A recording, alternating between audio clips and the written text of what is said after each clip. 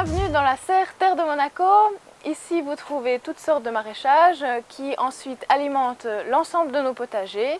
Elle fait environ 40 mètres carrés et aujourd'hui on va faire des semis de tomates. Ici vous trouvez un bac en plastique qu'on peut acheter dans le commerce et j'ai rajouté des petits trous afin que l'eau s'évacue. On va mettre de la terre. C'est de la terre spéciale semis. Elle est enrichie et allégée aussi, très souple. Elle est un petit peu humide déjà, donc ça convient bien.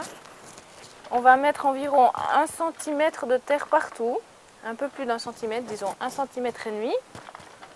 On va éviter les mottes, donc quand vous voyez des mottes comme ça, vous les réduisez. Quand on a bien étalé, nivelé notre terre, sans appuyer trop, on ne va pas la tasser, c'est pas une bonne chose de tasser la terre. On va sélectionner nos graines. Il faut toujours avoir les mains propres quand on touche un paquet de graines. Parce que, imaginons qu'on ne veuille pas utiliser l'ensemble des graines. Si elles ont été touchées par l'humidité, on ne va pas pouvoir les réintroduire dans le sachet et les conserver. Si elles sont mouillées, elles vont germer et pourrir. Alors ici, la graine de tomate. Dans notre petit bac, on va commencer à disposer nos graines, donc en ligne. Et on va laisser un espace environ de 1 petit centimètre. Donc on dépose juste nos graines à la surface. On ne les enfonce pas. Alors vérifiez bien que les graines ne sont pas collées, ça peut arriver dans le sachet. Concernant notre région, pour les premiers semis, on peut commencer fin février et la bonne période c'est vraiment mi-mars. Alors faites attention, des fois vous pouvez trouver des tomates précoces, donc celles-là seront plantées vraiment fin février au plus tôt. Ou alors vous avez aussi des tomates mi-saison, celles-là seront plantées plutôt fin mars, début avril.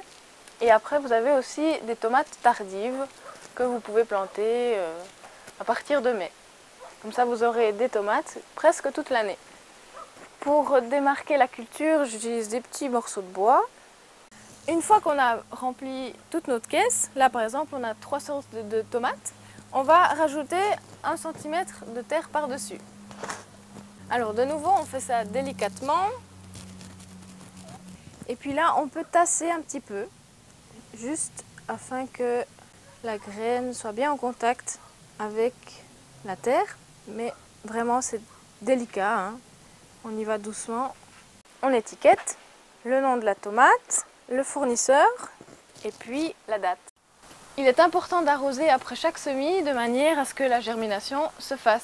Veillez à ce que votre bac soit toujours humide, mais pas complètement inondé. Si c'est inondé, ça va pourrir. Et le mois prochain, nous ferons des semis de blettes et de basilic. Place maintenant à notre petite recette. Comme nous sommes en période de Pâques, nous allons faire une recette très simple avec des œufs. Pour commencer, on va faire des œufs durs. À côté, sur une poêle, un peu d'huile, des petites lamelles de lard, une carotte également. Vous pouvez faire des petites formes comme ça, avec des petits pics. Notre lard est prêt. Vous pouvez utiliser ce qui nous sert de moule à gâteau.